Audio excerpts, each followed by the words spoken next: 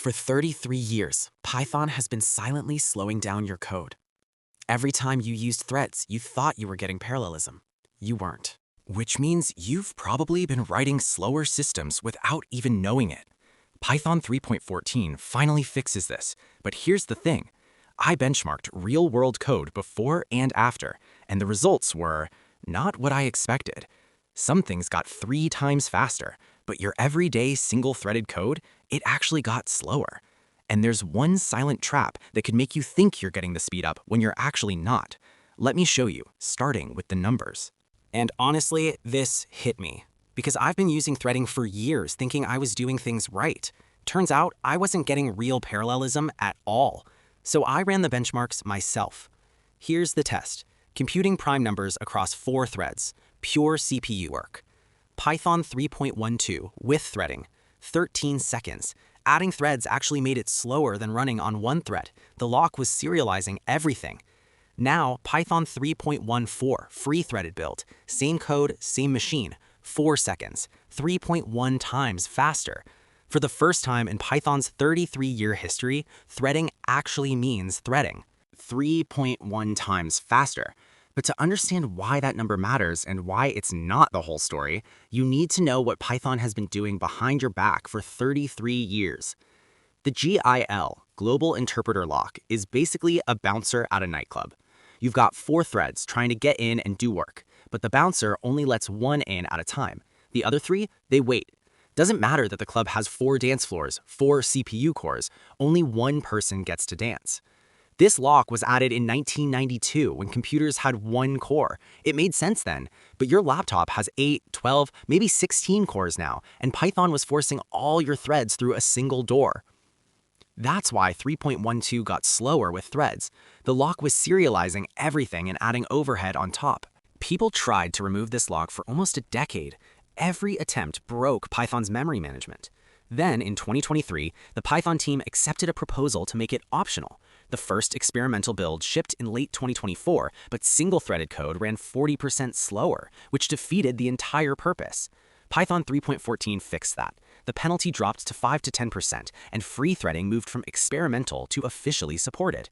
They had to rewrite memory management, add per-object locking, rebuild the interpreter to be thread-safe. This is the biggest internal change in CPython's history.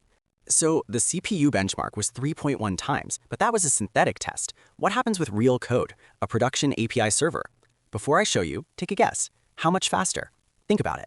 Most Python code isn't crunching primes. It's reading files, hitting APIs, talking to databases. So what happens with I/O?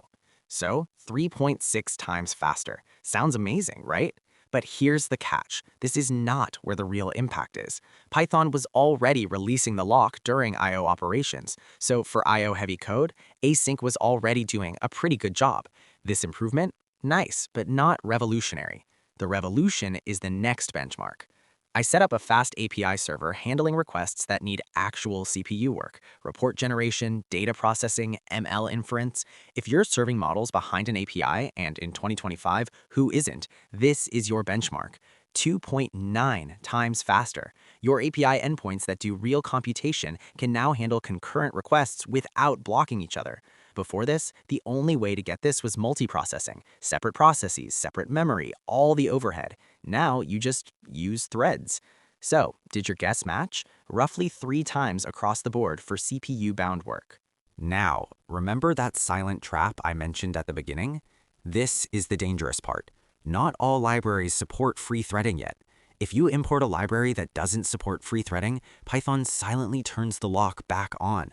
You might think your code is running in parallel, but Python could have re-enabled it without telling you. No warning, no error, you just don't get the speed. Here's how you check. And remember I said your single-threaded code got slower? Here it is. Single-threaded code, the code most of us write most of the time, runs 5 to 10% slower on the free-threaded build. That's the trade-off. You're paying a tax on everything just to unlock parallelism for the parts that need it. So here's the bottom line. The removal of Python's threading lock is real. It's no longer experimental. It's officially supported as of Python 3.14. For CPU-bound multi-threaded code, you're looking at 2-3 times speedups today. But, and this is the honest part, don't upgrade because it's new. Upgrade because your workload needs it. CPU-heavy endpoints, multi-threaded pipelines? Try Python 3.14t today. Benchmark your code. Mostly I/O, async? Stay where you are. That's the difference between following hype and making engineering decisions. The ecosystem is catching up. When Pandas and scikit-learn ship support, and they will, that's when this gets really interesting for data science. But the people who understand this now will have a real edge when that moment comes. Speaking of Python performance, there's something else slowing your code down that's way more subtle. Python decorators, the ones you use every day, @property, @static method, @LRU cache. Each one has a hidden performance cost. I benchmarked all of them. The numbers surprised me. That video is on screen now.